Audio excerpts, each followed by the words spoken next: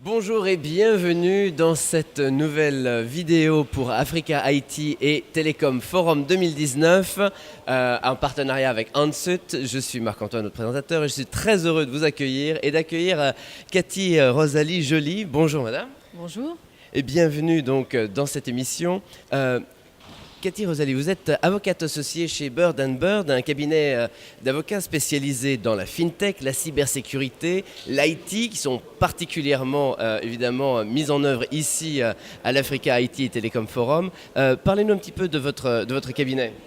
Alors effectivement, le cabinet Bird Bird est un cabinet international, 1300 avocats à travers le monde, 26 bureaux à l'international, dont à Dubaï notamment, en Asie, en Europe. Donc, ce qui permet d'aborder les questions IT, puisqu'on est dans la digitalisation, la mondialisation, avec un regard international. Alors, entre régulation et innovation, qui court après qui ? Alors c'est toujours l'innovation qui va plus vite et ça se comprend, c'est tout à fait normal puisque la réglementation elle a besoin d'un temps d'analyse pour identifier les risques, les enjeux et pour pouvoir ensuite y répondre. C'est intéressant de parfaitement comprendre ce qu'impliquent ces innovations parce que ça permet de mettre en place des réglementations qui vont permettre plus de souplesse. Si on ne prend pas ce temps de recul, le risque c'est de mettre en place des réglementations qui simplement empêchent de faire. Et je pense que c'est plus ce qui est souhaité au niveau international aujourd'hui. La spécificité du continent africain, c'est qu'en termes de réglementation, on va avoir des différentes couches de réglementation qui vont être applicables. On va avoir par exemple, puisqu'on parle de cybersécurité, la Convention de Malabo au niveau des États de l'Union africaine, donc là ça couvre tout le territoire africain, qui vont aborder ces questions de cybersécurité, de protection des données, de sécurisation des transactions, de signature électronique, donc il y a déjà une première strate. Il y a ensuite des réglementations régionales, par exemple sur les zones. Là, aujourd'hui, on est en Côte d'Ivoire, donc on va parler de réglementation spécifique à la zone UMOA. Et puis décliner ensuite au niveau national avec donc des transpositions, des implémentations spécifiques par pays. Au point de vue de la régulation, justement, est-ce qu'il y a des points de friction aujourd'hui que la régulation a peut-être créés qui nécessitent une attention particulière ? Alors, les points de friction ou les difficultés particulières que l'on peut rencontrer, c'est que ce sont des domaines qui sont assez nouveaux pour les juristes. Donc c'est vrai, et pour les juristes et pour les entreprises, pour les start-up. C'est souvent des réglementations qui sont méconnues. On peut comprendre effectivement qu'on ait une connaissance globale du droit des affaires. C'est encore différent d'avoir une connaissance spécifique de ces réglementations. Donc ça, c'est un petit peu ce qui est difficile. C'est difficile que ce soit au niveau de mes confrères, mais également au niveau des autorités de régulation, parce que c'est toutes des questions nouvelles à appréhender sous un angle technologique également. Mais là aussi, on voit quand même qu'il y a beaucoup d'efforts de sensibilisation, de formation, d'adaptation des cursus universitaires, de mise en place de labs en Afrique qui ont justement vocation à permettre cette intégration des spécificités réglementaires par l'ensemble des intervenants de l'écosystème, que ce soit gouvernement, régulateur ou investisseurs ou entreprises innovantes. Comment créer cette confiance numérique ? Justement, la cybersécurité et les points.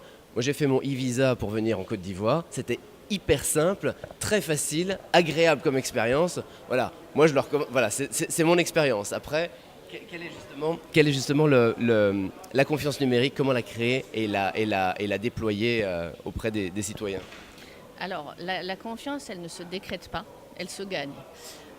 Et elle se gagne notamment lorsqu'on explique le pourquoi du comment. Alors, ce que je veux dire par là, c'est que pour créer un climat de confiance, il faut déjà être transparent.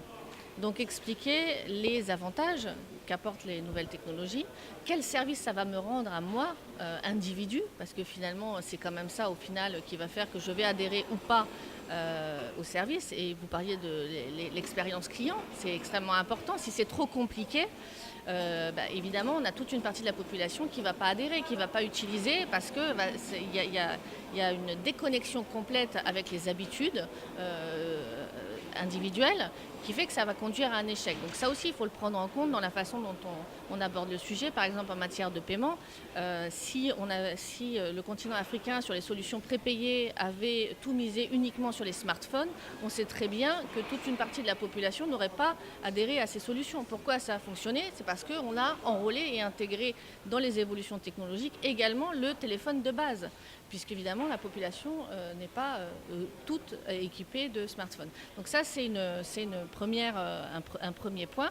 Et après, je pense que l'éducation, elle est importante. L'éducation, la sensibilisation, la formation au sein des entreprises, mais même à l'école.